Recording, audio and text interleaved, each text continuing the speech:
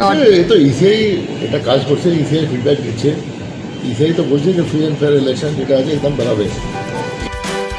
যেমনটা আমি আপনাদের আগেই বলেছিলাম যে ভোটের দিন ঘোষণা করার পর থেকেই ইলেকশন কমিশন একেবারে T20 মেজাজে আছে।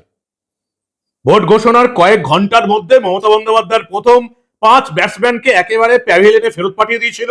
আমি আপনাদের তখনই বলেছিলাম যে মমতা বন্দ্যোপাধ্যায়ের কোনো মিডল অর্ডার ব্যাটসম্যান এবং টেল এন্ডারদেরও নির্বাচন কমিশন এবারের ভোট যুদ্ধে রাখবে না।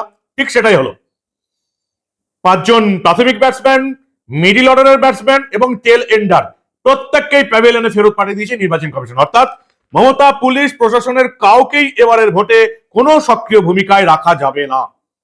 মমতা বন্দ্যোপাধ্যায় 16 মার্চ 2026 দু পাতার চিঠি দিয়েছিলেন নির্বাচন কমিশনার জ্ঞানেশ কুমারকে, এবং সেখানে তিনি লিখেছিলেন, dear mister Gyanesh Kumar, I am constrained to write with regard to the recent orders issued by the Election Commission of India dated 15 March 2026 and 16 March 2026 directing the transfer and unilateral placement of several senior officers of the state administration. Mamata বলতে চাইলেন যে আমাকে আপনি না জানিয়েই বিভিন্ন রকমের IAS এবং IPS দের বদলি করে দিলেন।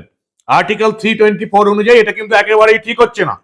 দু পাতার চিঠিতে প্রচুর কিছু লিখেছেন, এত বলে আমাদের সময় নষ্ট করছি না। এবং এই দু পাতার চিঠির শেষ লাইন কটাতে লেখা রয়েছে, in view of the above I would request the commission to kindly refrain from adopting such unilateral measures in the future as they risk diluting the long-standing legacy, credibility and institutional integrity of the Election Commission of India and also impinges upon the fundamental principles of our constitutional framework. All the best লিখে মমতা বন্দ্যোপাধ্যায় সই। তো নির্বাচন commissioner Gyanesh Kumar কি করলেন? যা করার তাই করেছেন। জ্ঞানেশ কুমার মমতা বন্দ্যোপাধ্যায়ের দু পাতার চিঠি সোজা নিজের ডাস্টবিনে ফেলে দিয়েছেন। কেন বলছি নিজের ডাস্টবিনে ফেলে দিয়েছেন? কারণ মমতা বন্দ্যোপাধ্যায়ের চিঠিকে পাত্তাই দেননি জ্ঞানেশ কুমার। এবং তারপরেই প্রথম 5 জন মুখ্য সচিব, স্বরাষ্ট্র সচিব, এই তারপরে কলকাতার পুলিশ কমিশনার, রাজ্যের ডিজি, কারা, এই সবাইকে সরিয়ে দেবার পর, এডিজি আইন শৃঙ্খলা বিনীত গোয়েল, এই সবাইকে সরিয়ে দেবার পর আজকে দেখলাম যে একেবারে মমতা বন্দ্যোপাধ্যায়ের এডিজি, কমিশনার, এসপি সবাইকেই বদলি করতে শুরু করে দিল নির্বাচন কমিশন। 17 মার্চ 2026 চিফ সেক্রেটারির কাছ থেকে নির্দেশ চলে এলো যে কোন কোন অফিসার কোথায় কোথায় পোস্টিং হবেন। অর্থাৎ মমতা বন্দ্যোপাধ্যায় যাদের পোস্টিং করে রেখে দিয়েছিলেন তাদের এবারের ভোট থেকে বিদায় হয়ে গেল। ভালো করে দেখুন তালিকা, 13 জনের নাম আমরা দেখতে পাচ্ছি। পুষ্পা IPS 2012, তিনি হলেন বারাসতের SP. Jaspreet Singh IPS 2016, SP Coochbehar. Surya Pratap Yadav SP Birbhum. Rakesh Singh SP Islampur. Kumar Saniraj SP Hooghly. Ishani Paul SP Diamond Harbour. Sachin SP Murshidabad. Alakananda Bhawal SP Basirhat. Anupam Singh SP Malda. Anshuman Saha SP Purba Medinipur. Yelward Srikanth Jagannath Rao DC central division. Sikandar Singh SP Jangipur এবং Papiya Sultana SP Paschim Medinipur to be posted as. এদিকে পোস্টিং দেওয়া হয়ে গেল। এবার এরা 18 তারিখের মধ্যেই, 18 তারিখ সকাল 11টার মধ্যেই এরা নিজেদের পোস্ট সামনে নেবেন। ওইসব পোস্টে মমতা বন্দ্যোপাধ্যায়ের যে সমস্ত মমতা পুলিশ ছিল তাদের ছুটির ঘন্টা বেজে গেল। তারা আর এবারের ভোটে কোনো কিছু করতে পারবেন না। এক পাতা আরো আছে।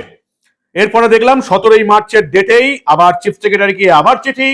এবার এখানে যে নামগুলো রয়েছে, Rajesh Kumar Singh IPS posted as ADG IGP। K Jayaraman posted করা হলো ADG IGP north Bengal region. Rajesh Kumar সিংকে পোস্ট করা হলো ADG IGP south Bengal region. K Jayaraman ADG IGP north Bengal region. Pranab কুমারকে পোস্টিং করা হলো commissioner of police Asansol Durgapur.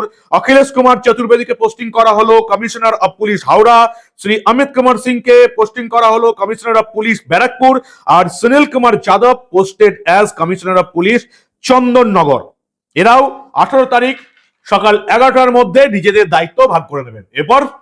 এরপর আরো অনেক এসপি, থানার ওসি, আইসি প্রত্যেককেই বদলি করে দেওয়া শুরু হয়েছে। অর্থাৎ মমতা বন্দ্যোপাধ্যায়ের 5 জন প্রাথমিক ব্যাটসম্যানকে দিয়ে শুরু হয়েছিল, ভোটের বাইরে বের করে দিয়েছিল নির্বাচন কমিশন। এবার একেবারে মিডল অর্ডার এবং টেল এন্ডার মমতা বন্দ্যোপাধ্যায় পুলিশ, মমতা পুলিশের ছুটি হয়ে গেল।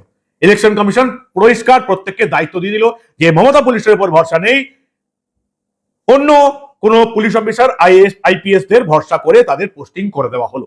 এবং এরপরে 294টা আসনে 294 জন অবজারভার পাঠানো হয়ে গেছে এবং আমরা দেখলাম এখানে জেনারেল অবজারভার ডিপ্লয়েড করা হয়েছে প্রত্যেকটা রাজ্যে যেখানে এখানে ঘটনা ঘটছে, যেখানে ভোটের ঘটনা ঘটছে, আসাম, কেরালা, তামিলনাড়ু, ওয়েস্ট বেঙ্গল, পন্ডিচেরি, এবং যেখানে 8টা আসনে বাই ইলেকশন হবে। পশ্চিমবঙ্গে দেখতে পাচ্ছি 294টা বিধানসভা আসনে 294 জন জেনারেল অবজারভার ডিপ্লয়েড হয়ে গেছে। এদের নাম এবং ফোন নাম্বার দিয়ে দেওয়া হবে। এরা মার্চের 18 তারিখ থেকেই কাজ শুরু করে দেবে। ফলে বোঝাই যাচ্ছে ভোটের পুরোপুরি প্রস্তুতি কিন্তু একেবারে নিয়ে নিয়েছে। এবং এখানে আমরা দেখতে পেলাম কলকাতার ডিসি সেন্ট্রাল ওই ইন্দিরা বন্দ্যোপাধ্যায়, ওই আরজিকর বিখ্যাত, তাকেও কিন্তু নির্বাচন কমিশন সরিয়ে দিল। ফলে বোঝাই যাচ্ছে মমতা বন্দ্যোপাধ্যায়ের কোনো কথা এখানে জ্ঞানেশ কুমার শুনবেনই না। আমাদের এখানে মুখ্য নির্বাচনী আধিকারিক মনোজ আগরওয়াল এই পরিবর্তনগুলো নিয়ে, এই নতুন পোস্টিং নিয়ে কি বললেন দেখুন আপনারা। এসপি সমস্ত সব জায়গায় এই তো ইসিআই এটা কাজ করছে, ইসিআই ফিডব্যাক দিচ্ছে। ইসিআই তো বলছে যে ফ্রি অ্যান্ড ফেয়ার ইলেকশন যেটা আছে একদম বরাবে, সবই আইপিএস অফিসার আছেন ওদের মধ্যেই হবে ট্রান্সফার। বলছি পুলিশ পর্যবেক্ষকরা তো সব আসছেন, চলে আসছেন আজকের থেকে সব।